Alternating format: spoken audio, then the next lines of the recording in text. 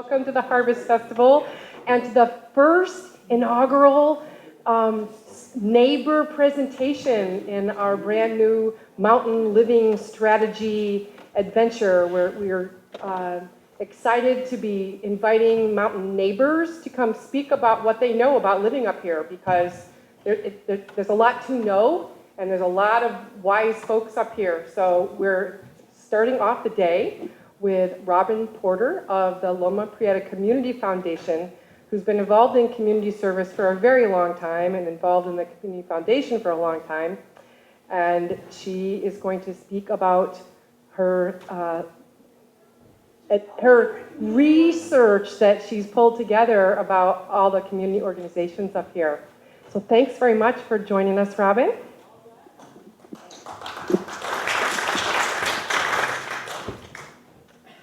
So first, I want to say thank you for John Leopold showing up. This is great.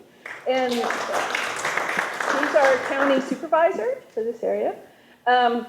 It's a little weird because John's probably back there going, ha ha, I'm back here now. There you go, just 5 pages. Also, after my talk, I think on the hour, there's going to be a talk, Larry McBoy's giving a talk on chickens. And what? Right. And then there's another talk on birds and then indigenous plants. So that's kind of cool. So I went trumping. I thought that I knew all the community organizations up here, and I was wrong. And so I've been trying to put together a comprehensive list. If the list is not complete, please let me know afterwards, because I'd love to put more stuff up here. I wanted to start this out by saying my daughter came home in kindergarten, and her backpack was full of papers, all the crap that the schools, put in their backpacks. But she had one thing in her hot little hand. And that one thing in her hot little hand was how to sign up for being a brownie. She wanted more than life itself to be a Girl Scout. And so I was good with that. I was going to take her. I went to the gym, and all the other moms and all the other little girls were all sitting there, and life was good. And the Girl Scout Association, all the leaders came, and they gave a great video, and we're like, yay, go Girl Scouts. And then they said, okay, who's going to be the leader? Yeah. And I'm like, no, you guys are. You're paid. You're Girl Scouts, And they're like, no, you have 200 girls, little girls in here, all begging to be a Girl Scout. And you have to decide amongst yourself who's going to be the Girl Scout leader. And I'm like, no, you don't understand. We're moms. We don't do this. And finally they said, okay, nobody wants to step up. That's it. And they packed up their crap and left. And there was no Girl Scouts, at which point all the girls started bawling, right? It's like having a puppy thing, right? You just, oh my God. And so I go walking up, and they're like fresh meat at 12 o'clock. Here comes the mom. And I said, okay, what's it take? I've never done this before. And they said, we're there. We have a book. We have training. We have stuff like that. We'll help you through this process. And that began my 12-year Girl Scout brownie adventure. But what I'm trying to say is that every one of these programs, the takeaway from this is I don't want you to take away, yeah, that's nice, that's really cool what they do. I want you to take in your mind, what would happen if this organization was no longer here? Because in going through this, what I found, and I'm seeing it right here, not to, we're all old. And organizations, and we have a pastor here that's done more than his fair share of the upside of life and the downside of life, right? And a lot of these things will directly impact our lives if they disappear. And it really started to concern me the more I started going through this. The number, as I talked to the leaders of each one of these organizations, well, gee, how many did you have after the Loma Prieta earthquake, and how many do you have now? And, what are the demographics? And it's a little scary. So anyway, the first is I wanted to talk about the Loma Prieta Community Foundation. It's a 501c3. There's people, that guy, that makes sure that we don't misspend the money. And we handle the Loma Prieta community. We have a board of directors, it's 11 or so. We have open meetings, you're welcome to attend. And we could always use more members. It was founded in 1983, and it's to provide community support. So the foundation raised $1.7 million to build this community center. Not a small task. And then it was built for joint use. Here's the Loma School, and here's CT English. And it was built to be the gym between those two things. So when you have a gym, you can think of all the school uses for a gym, but what you don't think about is all the other things that could be used for this. And so through the years, we've maintained this gym and joint use between the school districts and ourselves. And we've done some upgrades, putting in a Red Cross kitchen and emergency generators. And in 2010, we resurfaced the gym floor. So we've been keeping it up till those kids burned it down. So, do not read this whole slide. It's just saying, oh my God, we have been able to do some significant big money projects. We built the Summit pathway all along Summit that people use every day. We put in the emergency generator. We put in a garden terrace. We put restrooms on the gazebo field. We've been able to do a lot of things in and around the whole building. So the first thing that happens when you build a building and you start picturing what you can do with it other than the school uses, you see yoga mats. So with the County of Santa Cruz, thank you, John, and with the Los Gatos Rec, we run several programs up here for all the mountain residents. We run yoga, Pilates, belly dancing. You should come up for that. And then soccer clinics, the 55 and older program, you could it's a twofer now. And then midlife fitness, the whole mountain soccer league. And what's really cool about this, in working with Los Gatos Rec and Santa Cruz County Parks, what we're able to do is anytime you get like 5 or more people together to make a class or an activity, we can run that through the Community Foundation. So as these needs change and grow, we can help with that. We also run the Building Blocks Preschool. That for many years was run through the Los Gatos Rec, and we've actually taken over the preschool. And we, the Community Foundation, have 2 full-time employees, and we run the preschool program for the entire mountain. It's right across the street from the school. One of the things that's been really awesome about having that program across from the school is that the school district is able to do early intervention. So they have a child that comes into the preschool at 2 years old, and they're able to send resources over to help this child so that by the time the kid gets in their kindergarten, that they've had a lot more success with the early intervention. They host a new moms club. You don't even have to be part of the Building Blocks Preschool. They come once a month, and so there's all kinds of kids that come for that. We run a scholarship program. One of the victims of the Gilroy shooting is under our scholarship right now, the little boy. And then they do fundraising. They have pasta and pizza dinners right here at the church. So thank you for hosting that. In addition, anytime you build a gym with a stage, you can't stop those thespians. Yeah, looking at you, Kevin. So Theater in the Mountains see an opportunity to, Bridget's back there laughing. There's an opportunity to put on some world-class performances. So this season, upcoming, we have Annie and Junior, the Addams Family, and Pirates the Musical. So feel free to come up and support Theater in the Mountains. We also have our 9th summer movie series. We host movies at the gazebo with a big screen TV, a big screen. It's like way bigger, right? And it's all free. The whole idea is just come out and be with each other. And this summer, we've done this for 9 years. This summer we did Spider-Man. We did Mamma Mia, the sing-along version. We did Free Solo, the climbing movie. And Captain Marvel. The movie's free, and we charge $1 for popcorn. I mean, try that in the real world. So the minute you put a parking lot outside of a building, what you end up with is 95033, our Go Green movement, which is also under the Community Foundation. Um, anyway, they have a parking lot, and once a quarter, they encourage all mountain residents to bring all their stuff. And you drive in with all your stuff, and you put it in a parking space that's given to you, and you leave it. And people come and go from the community, and it's all free. You just say, oh wow, I love that, and you walk away with it. And then what happens is across the street, the Home and School Club runs a Goodwill donation program.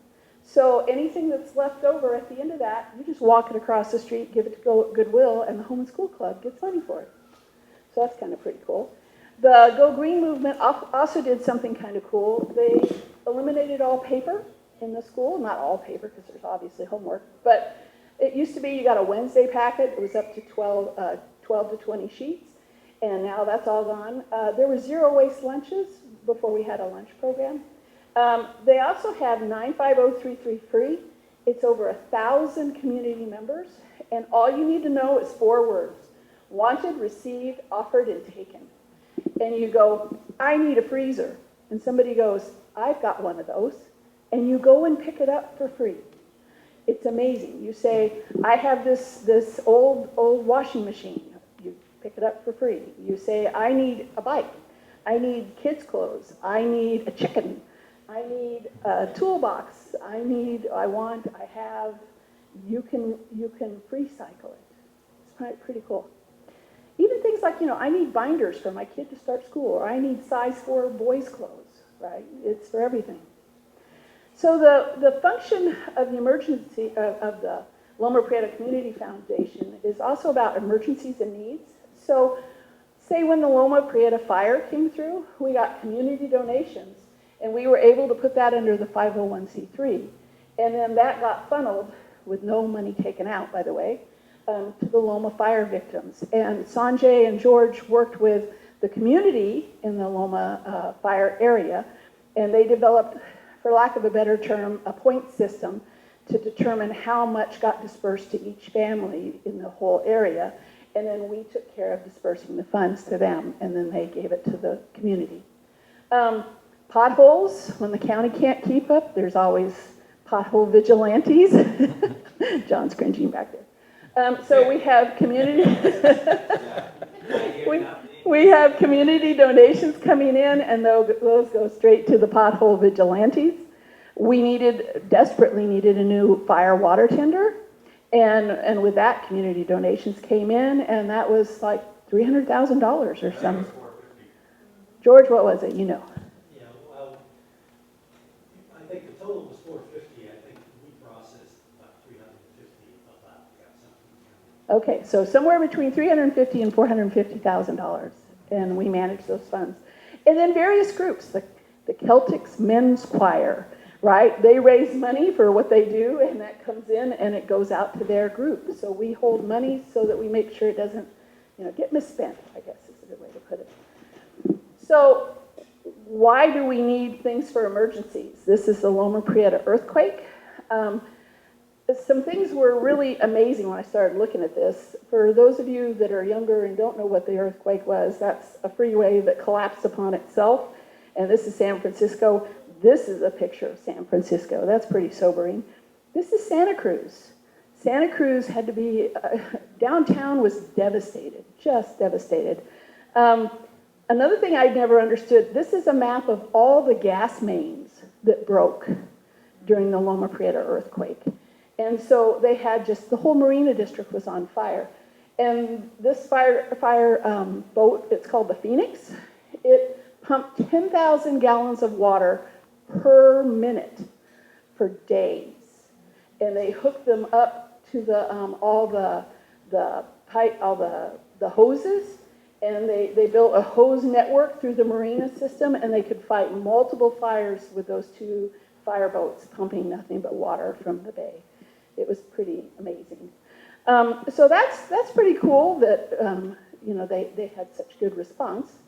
So you look at all the fire workers and the first responders were here, and they were in Oakland, and they were down in Santa Cruz.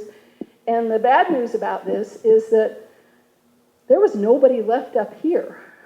And then you look at at what happened. The red is the worst part. And we were in the middle of the red part with no help. And we desperately needed help. Just the sheer number of mountain homes that were just, everything was toppled. There was no gas. There was no cell phones. There were no restaurants open. There was no power, nothing. And we were basically helpless up here. So if that's too old for you and you don't remember that, we had the Loma fire, and that was September 26th. I love this picture. That's the boardwalk, and that's the fire up on the far mountains, right? I mean, that's pretty. So anyway, fire's bad. So the first thing that happened is the ham radio club pipes in. The ham radio club actually came out of the Loma Prieta earthquake. Because there were no communications, some local hams said, oh my gosh, we need to start talking amongst ourselves.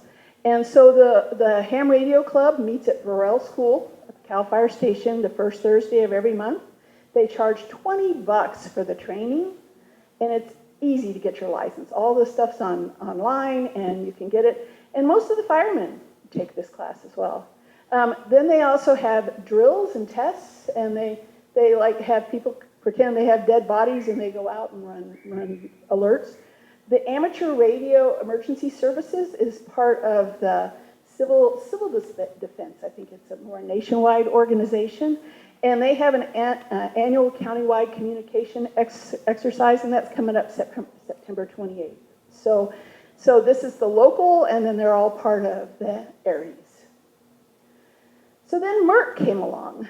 And so we built this gym, and you have all these people that are now displaced, whether it's from the Loma fire or from the Loma Prieta earthquake, and they all said, let's go to the gym.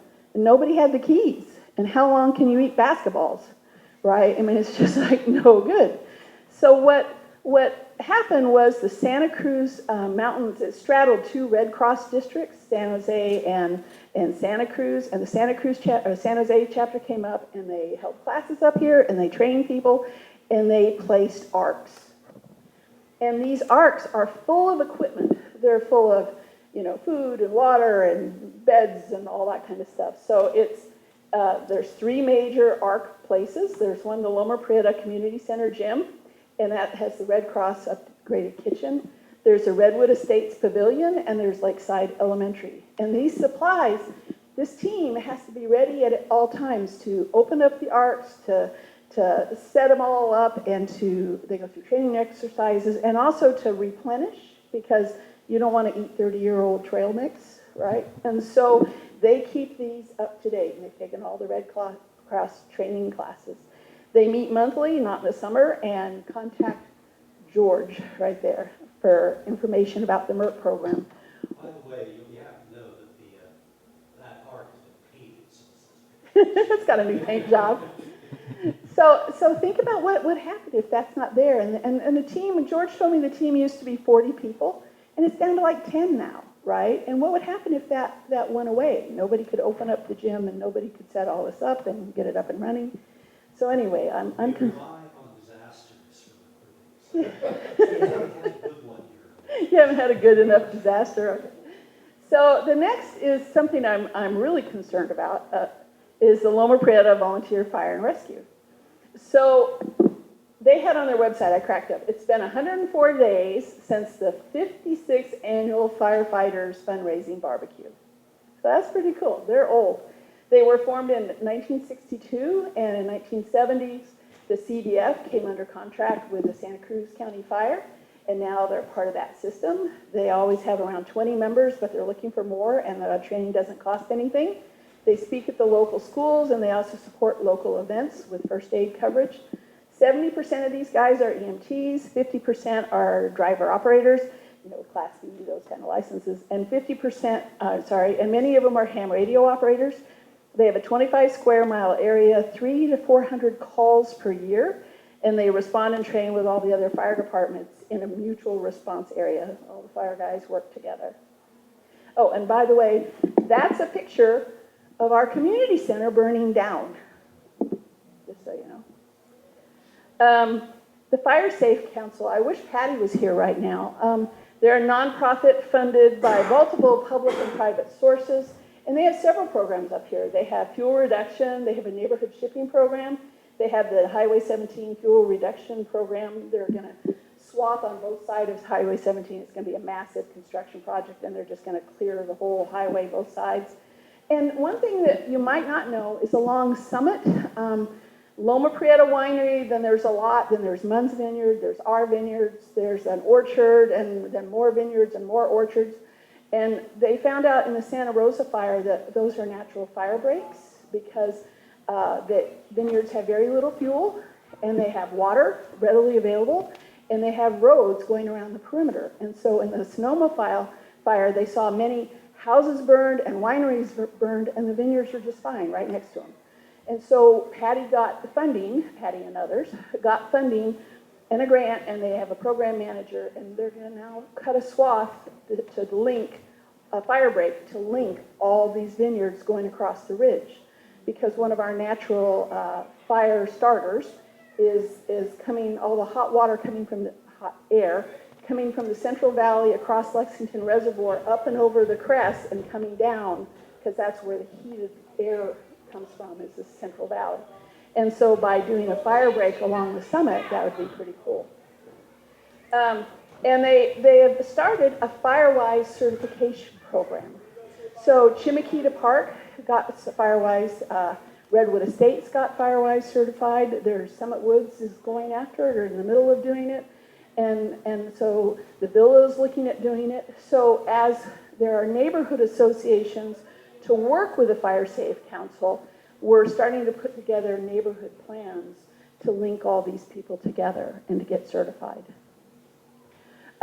Sir, this is the saddest slide up here, because after the Loma Prieta earthquake, there was a movement funded by the fire agencies and the police, and they went around and taught preparedness all through the mountains, and they trained people, and they got Red Cross certified, they got everything, and now they are no more. They ran out of volunteers. They all retired. Ran out of leaders. Ran out. So. Ran out of what? Leaders. Yeah. Large animal, there's the Summit Riders, and they're having their fall play day, October 20th, coming up. But there's also the Santa Cruz large animal evacuation and the Santa Clara County large animal evacuation. So both of those are in case of emergency. There's the Santa Cruz Alliance, Mountain Alliance, and they were created to support community development on important issues that face us today. They have over 1,000 members on their email list. They're currently putting the Fire Safe Roads project is underway, and they're working with Skyland Church and LPCF. They have a big project with the SoCal Demonstration Forest to improve management and access. Contact Larry Lopp right there. And they gave a Summit Ridge Community Roads report. So they also did a water program up here because several homes were without water, and they managed to help and solve that problem for like 50 to 70 people. It was pretty cool. So the Loma Prieta Club was established in 1905. It's 45 mountain women, and their outreach, they have a fundraiser once a year, the spring picnic, and they do projects for the local schools. They support Theater in the Mountains, the volunteer fire department. They help local needy families and neighbors, mountain neighbors helping neighbors. They have 2 scholarships for mountain students. They have a recognition program for youth volunteers, and they co-sponsor the Mountain Voter Information Night. So when you're campaigning to run again, they will sponsor a voter information night. Just helpful hints. So anyway, that's Loma Prieta Club. Mountain Neighbors Helping Neighbors. It's a group of volunteers that just help mostly our seniors, stacking firewood, visiting, giving them rides into town, delivering meals, doing temporary light housekeeping. Filling out forms is a problem, especially sometimes forms can be really daunting. Trash cleanup, repairs, and assistance using the internet. And so contact Patricia, she's the lady. LPEF, that's our Loma Prieta Educational Foundation. It's a 501c3. The government pays for classroom teachers, and that's a good idea. But who thought you'd have to pay extra for libraries? And so we have a fundraising effort with all the parents in the community to say, okay, let's do that. And developmental PE, instead of the teachers taking the kids out every day and saying, run your laps, we actually have a real PE teacher, which is kind of handy. If we raise a little more, we get things like elective options in the 8th grade. And let me tell you why that's really important. There was no geometry in the 8th grade at CP English. Well, if you back it up, if you're a geek, you pretty much to get into college have to have calculus your senior year. And you start backing that up, well, before that you have to have trig. And you start backing that up, you got algebra 2. Before that you got algebra 1. And somewhere in there you better have geometry. And there's no way to take calculus in high school if you haven't had geometry in the 8th grade. And we didn't offer it. So already the kids up here were at a disadvantage because they didn't have those elective options. So now if we raise enough money, we can offer a math teacher to do those kind of things. If you're going to do geometry by the 8th grade, you better give the prerequisites in the 6th and 7th grade. And then also a music program, K to 5. And then inclusive art and action, all kinds of enrichment programs. And so this is our fundraising that we try to do every year. And the team of parents up here, it's been almost a decade, they got to where they were raising $450,000 a year to do this. And last year it dropped to $200,000. So this program, if you want to back it down, maybe it covers that, right? So just keeping those fundraising efforts in first place are important. This is where all their money comes from. The biggest one coming up is the gala, and that's coming up October 5th. So make sure you make an effort to put out the word and get as many people to buy tickets to the gala as possible, because it really does fund these programs. What? Okay, I'm almost done. We have the home and school clubs. They have the dances, the movie nights, all those kind of things. Then we have neighborhood associations, so make sure yours are active, especially in the Firewise programs. There we go. We have branch organizations. We have the Leos up here, and they're a very active chapter of the Lions Club, and they've done lots of different projects, and they're up for more. And we also have Boy Scout Pack 509. We have our churches. We have Christ Child Church, and we have the LDS Church, and Mountain Bible Church, and Skyland Church with all their outreach, and you're more than welcome to help them with all of these outreach programs, and they're non-denominational outreaches, so you can help in many ways like that. Just a plug, we have 200 vineyards producing over 4,000 tons of grapes up here. And so we have organizations that are run by volunteers for education up here, because we have, 200 farmers that are up here. And so we have online groups, 95033 Talk, Chat, Food, Free, Market, Next Door Neighbor. And then this is the final slide. Please help. Look at a map of your area. The biggest thing is, how would you evacuate? That's one. What can you do to understand Firewise and resilient efforts going up here? We need to define our neighborhood areas. We need access roads. We need to assess the fire danger. We need to define evacuation routes. We need to lobby Mr. Leopold on roads and fire. We need to train with our neighbors. We need to staff teams of responders, because our CERT, our MERCs, all these things are getting old, and if they fool around with any logs much longer, could die.